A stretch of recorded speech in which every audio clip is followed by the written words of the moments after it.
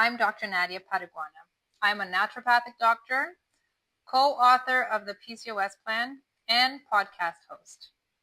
I spent more than 20 years helping people better understand metabolic health, hormones, and weight. This podcast is about helping you fight smarter, not harder. It's about looking at symptoms as signs, not as judgments. We'll talk about metabolism, menopause, insulin resistance, obesity, PMOS, therapeutic eating, hormones, medications, and the science behind why our bodies do what they do. Because understanding your biology and body is the first step toward healing. Hi, everyone. We've come a long way in understanding complex conditions like addiction. Is obesity next? Science seems to be getting closer, but is our society keeping up? If there's one symptom we still seem comfortable blaming people for, it's weight gain. We still tend to tell people to eat less and move more, as though obesity were simply a failure of discipline or character. But what if we've been asking the wrong question all along? Because metabolic syndrome is not a willpower problem or a character flaw. Let's break this down. When I say metabolic syndrome, I'm talking about a cluster of conditions that tend to occur together. Things like increased abdominal weight, insulin resistance, elevated blood sugars, high blood pressure, abnormal cholesterol levels, fatty liver, and a much higher risk of developing type 2 diabetes and heart disease. Many of these conditions share the same underlying biology. So when we tell people to just eat less and move more to lose weight, we're implying that they're doing something wrong. We're implying that they are simply eating too much. We're implying that if they just had more discipline, they would lose weight. But we're not asking the more important question.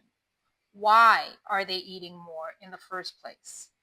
Why are some people so hungry in the first place? Why are they constantly craving foods that they don't even want to crave? Why is there so much food noise constantly? Those aren't character flaws. They are symptoms. If someone is constantly hungry, constantly thinking about food, constantly battling cravings, then simply telling them to just eat less is like when your husband tells you to just calm down when you're stressed. Not only is it not helpful at all, it's quite irritating. It completely ignores the biology driving the symptom. That will continue to happen again and again. I'm a little triggered by something I've been wanting to talk about for a while, and that's the way that people talk about GLP-1 medications. Not because I think that these medications are perfect, or because I think everyone should take a GLP-1, but because I think the conversation says a lot more about how we view obesity than it does about the medication itself. The assumption seems to be that if someone needs medical help to lose weight, they've somehow failed, or they just didn't try hard enough. I have worked with people trying to lose weight for over 20 years. The hardest working people I have ever met. Their mothers, CEOs, surgeons, entrepreneurs, immigrants, people who have started over more times than most people can imagine. People who have worked incredibly hard in every area of their lives. And somehow we assume that they lack discipline.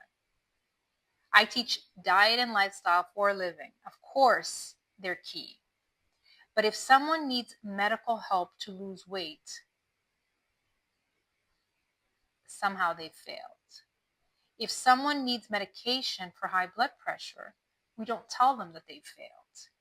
If someone needs medication for thyroid disease, we don't tell them that they're not trying hard enough, or depression, or sleep. Another thing is, every medication has potential side effects. But when it comes to a GLP-1 analog, suddenly everyone becomes an expert and a critic. This medication has so many side effects like other medications don't. Or in the case of the actress that talked about being sick for over 2 weeks after taking just one dose of the GLP-1. There is always the potential of a personal allergy or reaction or intolerance to any medication, like antibiotics, for example. I just don't see why it drew so much media attention. People are not angry about the medication. I think it's the belief that obesity is simply a personal failure, that if you just wanted it badly enough, you would eat less and move more. But that's not what the science is telling us. And it's not what my experience is telling me. Obesity is a complex, chronic, multifactorial metabolic disease involving genetics, hormones, brain chemistry, appetite regulation, insulin resistance, menopause, environment, and so much more. We need to stop judging people for using every tool available to improve their health. Every applicable tool. I don't think people are angry about the medication. I think they're angry about what the medication represents. And so if we are angry about the obesity epidemic and we want to blame someone or something, then let's go. Blame the food industry. Blame the environment we've created over the last 50 years. Blame the system, but not the person. Blame decades of ultra-processed things we now call food. Blame the companies allowed to engineer things to keep us eating.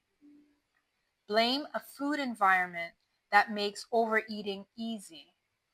You don't have to cook anymore. You can just pick up a package. Blame the marketing. Blame a world that profits from chronic disease.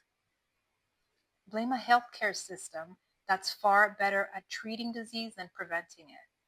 Blame the constant availability of highly processed foods. Blame old biology colliding with a modern food environment. I wonder if most people even realize that we're blaming people for the symptoms of metabolic disease instead of asking what caused those symptoms. We don't shame people for having high blood pressure. We don't accuse people with asthma of lacking willpower. We don't tell someone with hypothyroidism to try harder. Yet when someone gains weight, suddenly everyone becomes an expert and has an opinion. Everyone thinks the answer is so simple. Just eat less. Our hormones influence hunger. Our brain influences appetite. Our environment influences what we crave.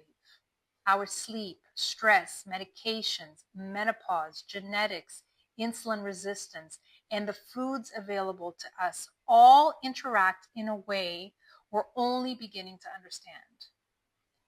That doesn't mean personal responsibility disappears. Of course, our choices matter, but responsibility is different than guilt. Responsibility means going to get the right help when available. Guilt means it's your fault. If we never understand the biology driving hunger, cravings, and weight gain, we'll keep blaming people instead of helping them. And they will stop looking for help. And that's exactly why I created this podcast. Because I want people to understand what's happening inside our bodies and look for the right help. Thank you for listening. If you enjoyed this episode, please subscribe, share it with someone who might need to hear it, and I'll see you in the next episode. Keep fighting smarter, not harder.